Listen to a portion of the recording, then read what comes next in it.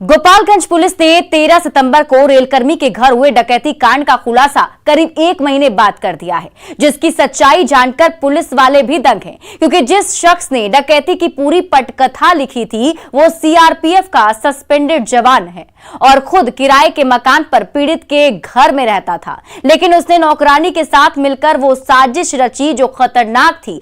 अगर आपके घर में किराएदार रहते हैं तो आपको हमारी ये खबर जरूर देखनी चाहिए, क्योंकि ये खबर आपको सावधान करने वाली है, क्योंकि किराएदार ही लुटेरा निकला है। देखिए इस रिपोर्ट में। डकैती कांड का खुला राज। 30 दिन बाद बदमाश गिरफ्तार। नौकरानी ने दिया था डकैती में साथ।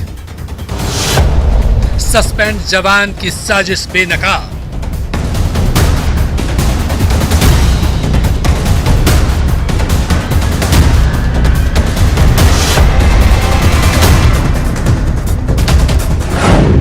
गोपालगंज पुलिस की कस्टडी में हाथों में हथकड़ी और गमछे में चेहरा छिपाए दिख रहे इन बदमाशों के खौफनाक कहानी सुनेंगे तो दांतों तले उंगली दबाने को मजबूर हो जाएंगे।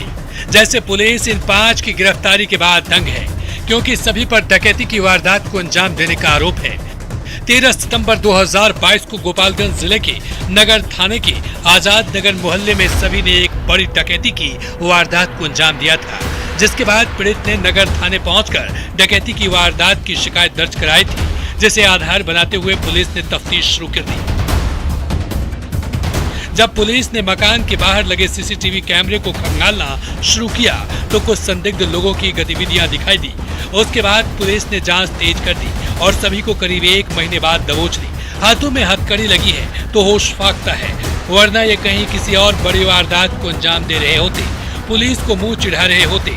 लेकिन इस बार इन बदमाशों का दांव उल्टा पड़ गया और सभी लूट की वारदात के बाद पुलिस की जाल में फंस गए।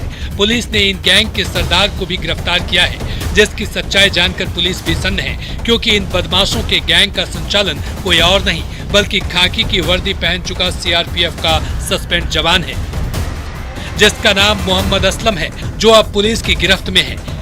इसी ने डकैती की पूरी स्क्रिप्ट लिखी थी और नौकरानी की मदद से उसे अंजाम तक पहुंचाया था। सुनिए। नौकरानी के थ्रू बना था। कौन कौन थे उसमें? जी कौन कौन थे प्लानिंग में? एक नौकरानी थी, एक हम थे।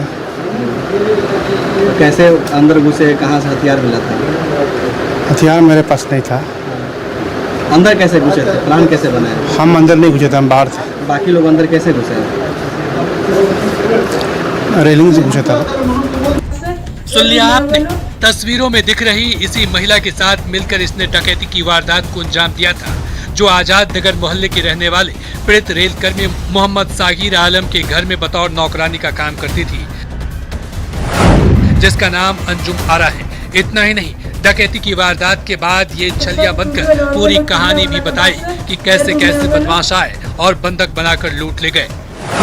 बंदूक के साथ अवेलो ओकरा बाद उनका के मरवन, ओकरा बाद हमरा के मरवेलो, ओकरा बाद हमनी के दोनों जना के बांध के पूरा पैसा लेके गहना लेके वो रूम में उनका के बांध के, ए रूम में हमरा के बांध के जाके पूरा केवाड़ी वाड़ी बंद गईत गइल बालो, बंद करत गइल बालो। ओकरा बाद से 4 जना रवेलो, मुँह मास्क लगौले रवेलो, मुँह बांधले रवेलो, एथी न कवेलो। ओकरा बाद से उमें जाके उमें उतर गइल बालो। नगर थाने के आजाद नगर मोहल्ले में रेलकर्मी मोहम्मद सागिर आलम के घर हुए डकैती के बाद पुलिस पिछले 1 महीने से बदमाशों की तलाश में थी। पुलिस को जांच में पता चल चुका था कि लूट और डकैती की घटना में एक ही गिरोह के अपराधी हैं। उसके बाद पुलिस ने पूरे घटना की फॉरेंसिक जांच कराई और आसपास में लगे 1 दर्जन से ज्यादा सीसीटीवी कैमरे की फुटेज खंगालने के बाद बदमाशों की पहचान की और टीम गठित कर चिन्हित किए गए बदमाशों की गिरफ्तारी के लिए जाल बिछानी शुरू कर दी, गतिविधियों पर नजर रखने लगी। इसी बीच पुलिस को भनक लगी कि सभी बदमाश किसी बड़ी घटना को अंजाम देने के लिए नगर थाना क्षेत्र के बितभैरवा गाँव में पहुंचे हैं। सूचना मिलते ही पुलिस फौरन एक्शन में आ गई और उक्त जगह पर पहुंचकर घेराबंदी करते हुए सभी 5 बदमाशों को गिरफ्तार कर ली। कहीं ऐसी घटना कारित करने के लिए लोग निकलने वाले हैं। टीम ने चारों तरफ से घेराबंदी की, जिसमें से 5 अपराधियों को पकड़ने में सफलता प्राप्त की। इस पूरी घटना में लगभग 7 लोग थे टोटल, जिसमें से 5 की गिरफ्तारी कल हुई है, 1 फरार है और 1 व्यक्ति चंदन नाम है जिसका, जो कि घटना में प्रयुक्त बाइक के साथ 23 सितंबर को मुफस्सिल थाना बेतिया में अरेस्ट होकर जेल गया है। उसको भी हम लोग इस घटना में रिमांड करेंगे। जब पुलिस ने सभी की तलाशी ली तो पकड़े गए अपराधियों के पास से 2 देसी पिस्तौल, 3 जिंदा कारतूस, 5 मोबाइल और 2 लूटी गई बाइक के अलावा रेल कर्मी के घर से लूटे गए सोने चांदी के जेवरात मिले, जिसकी संख्या 42 है।